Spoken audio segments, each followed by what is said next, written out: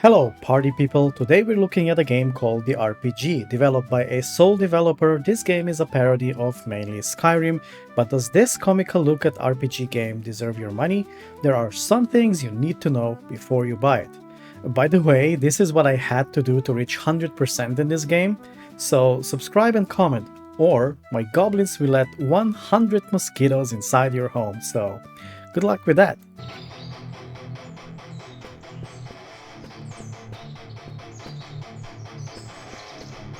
Let's start with the visuals first. Everything looks very cute and well put together. The village we spend a lot of our time in looks very nice, with the guards patrolling the premises and people hanging around for you to talk to. There is no day-night cycle, so there's that, and the people stay at their posts, so you have to get used to that. You can walk in some of the houses, which look much bigger on the outside, and interiors look good too, although there's very little of that. A house here and there, and a tavern or two maybe. As far as the village is concerned, there's also the main attraction called the dungeon, where you can go to raid and defeat the boss at the end. The dungeon is very well put together and each floor has a different theme, although the visuals here differ mostly in monsters you fight, not the architecture or furnishing.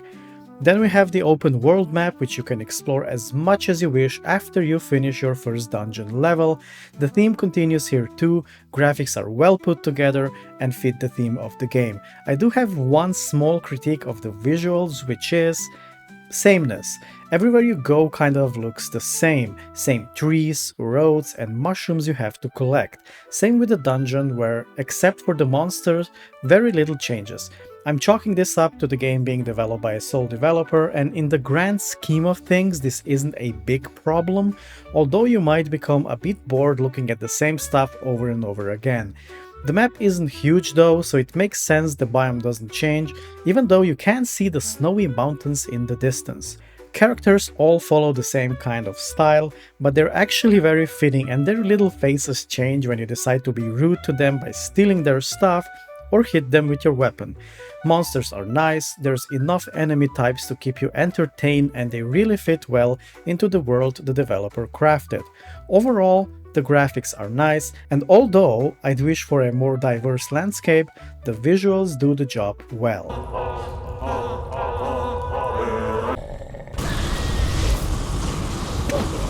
So how does this RPG Lite play? The gameplay loop is actually pretty simple. You go around hitting monsters, barrels and jars to get loot and sell it to loot seller for gold. With that, you upgrade your weapons and armor to reign supreme as the best adventurer in the land, while slaying beasts and, well, furniture. You also gain experience for a level up, and at each level up you get free skill points to put in different buffs, whether that's critical hit chance, resistance to poison or fire, or just straight up damage and health.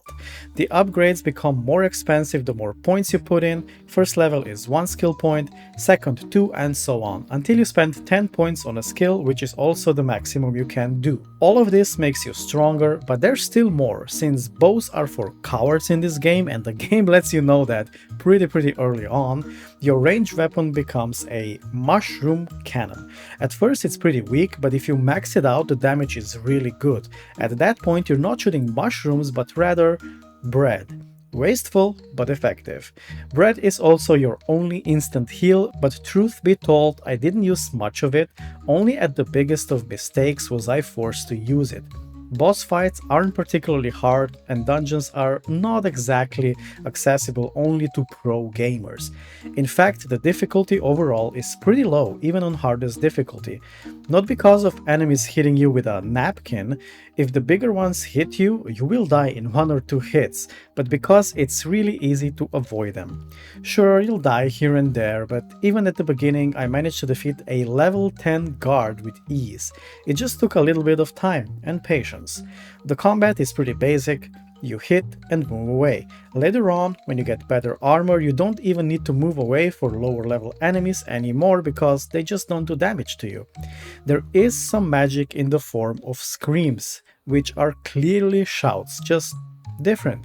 You get them at the end of some dungeons, and they range from a scream freezing your enemies to a scream sending people and monsters into frenzy, making them fight each other. There's also stamina, but it's pretty easy to manage, and when leveled up, doesn't really bother you anymore. Those are all pretty useful, and as you progress you'll get all of them in the dungeons. And of course they're dragon based because we're parodying Skyrim here. And yes, there's a dragon, one to be exact, and he's glitchy. On purpose, that's his name, Glitchy Dragon. He talks to you and asks you to do stuff for him which you can ignore and work with the cool king instead. Spoiler alert, he's not cool, he's a jerk. Other things to do in the realm are going to points of interest and grinding for loot and experience points. And the grind for loot is real. If you want to unlock all of the vending machine weapons and armor, which is the only way to get it, you'll need some serious gold.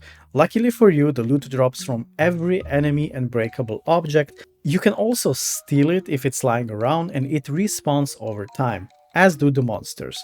So you never really run out of loot, but it still takes a lot of time to get the desired wealth. There is a workaround though. In the training area, there are loot training dummies. Each time you destroy one, it drops a small loot bag, and it also gives you experience. You can do this as long as you wish for and get as much loot and levels as you wish. It still takes time, but it's a bit faster than running around and waiting for monsters to respawn. If you do this too much, you will slow down the game because there will be hundreds and hundreds of loot packs around you. And I did it, and it worked, but at what cost?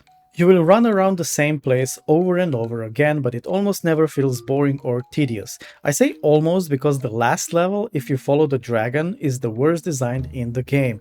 It drags on a bit and the enemies there are a bit overtuned. Not hard, just takes time to beat them even with your adoring fan and best weapons at your side. Other than that, the game is pretty fun and most of the jokes land, so the gameplay is pretty enjoyable. Of course, there's some problems.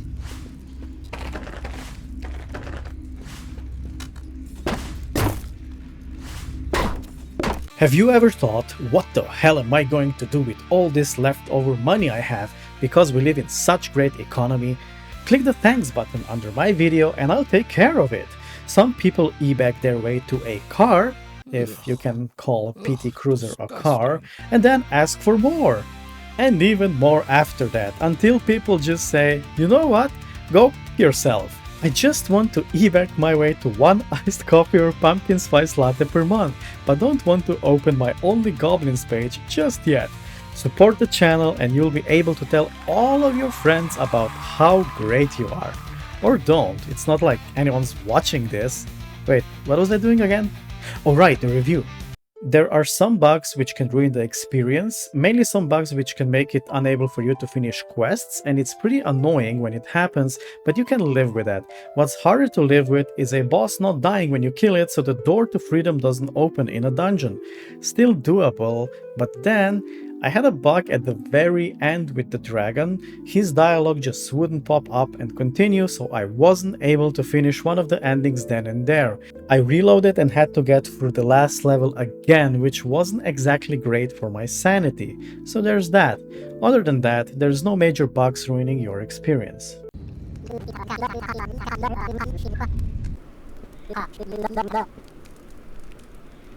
Music is good overall. I especially like the village soundtrack.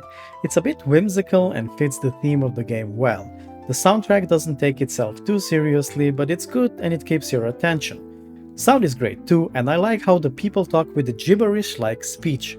So do the monsters, and your screams are exactly that. Your character screams like he stepped on a Lego when casting, and it's pretty hilarious. Some sounds of monsters dying are terrifying. At first, I thought the story will take us to kind of a dark turn when we're actually killing humans instead of monsters, but it's not like that, it's just sound design. But speaking of the story,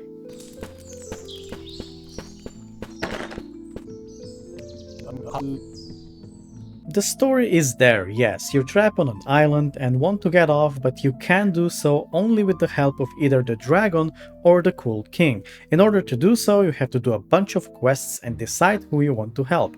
You can help the king, knock him out and then proceed to help the dragon for both endings, but you can't do it the other way around, since the king will be angry with you and that's it. Actually, there's 3 endings helping the king and the dragon in the same playthrough, but let's treat it as 2. So the story is pretty much just something there to get the game going. There's no deep lore as in Skyrim, of course, except that the king has a bit of a low self-esteem since he has to be always told he's very cool. You can knock him out too. In fact, you can knock out every single character in the game except one which you can defeat at the end. And if you do knock them out and throw them off the cliff, they always come back, which is a pretty nice addition, so you don't lose any important NPCs.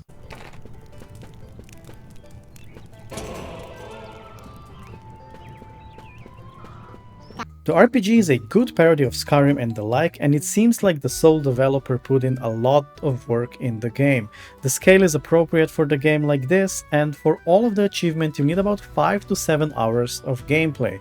Mind you, buying every weapon and armor is not an achievement. If you strive to do this, you can easily add about 2 or 3 hours just for the loot grinding in the game.